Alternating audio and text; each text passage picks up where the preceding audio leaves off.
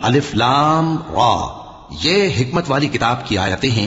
کیا لوگوں کو تعجب ہوا کہ ہم نے انہی میں سے ایک شخص کو حکم بھیجا کہ لوگوں کو ڈر سنا دو اور ایمان لانے والوں کو خوشخبری دے دو کہ ان کے پروردگار کے ہاں ان کا سچا درجہ ہے۔ ایسے شخص کی نسبت کافر کہتے ہیں کہ یہ تو کھلا جادوگر ہے۔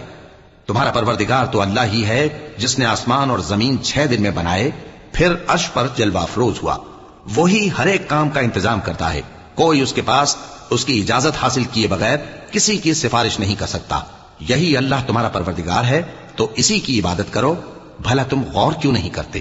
اسی کے پاس تم سب کو لوٹ کر جانا ہے۔ اللہ کا وعدہ سچا ہے، وہی خلقت کو پہلی بار پیدا کرتا ہے، پھر وہی اس کو دوبارہ پیدا کرے گا تاکہ ایمان والوں اور نیک کام کرنے والوں کو انصاف کے ساتھ بدلہ دے۔ اور جو کافر ہیں ان کے لیے پینے کو نہایت کھولتا پانی اور درد دینے والا عذاب ہوگا، کیونکہ وہ کفر کرتے تھے۔ وہی تو ہے جس نے سورج کو خوب روشن اور چاند کو بھی منور بنایا اور چاند کی منزلیں مقرر کی تاکہ تم برسوں کا شمار اور کاموں کا حساب معلوم کرو۔ یہ سب کچھ اللہ نے تدبیر سے پیدا کیا ہے، سمجھنے والوں کے لیے وہ اپنی آیتیں کھول کھول کر بیان فرماتا ہے۔ رات اور دن کے ایک دوسرے کے پیچھے آنے جانے میں اور جو چیزیں اللہ نے آسمان اور زمین میں پیدا کی ہیں سب میں ڈرنے والوں کے لیے نشانیاں ہیں۔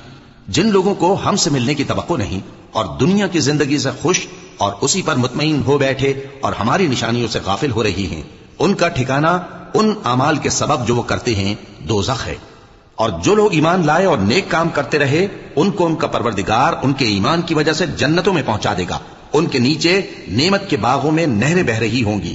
جب وہ ان میں ان کی نعمتوں کو دیکھیں گے تو بے ساختہ کہیں گے سبحان اللہ، اور آپس میں ان کی دعا سلام علیکم ہوگی، اور ان کا آخری قول یہ ہوگا کہ اللہ رب العالمین کی حمد اور اس کا شکر ہے۔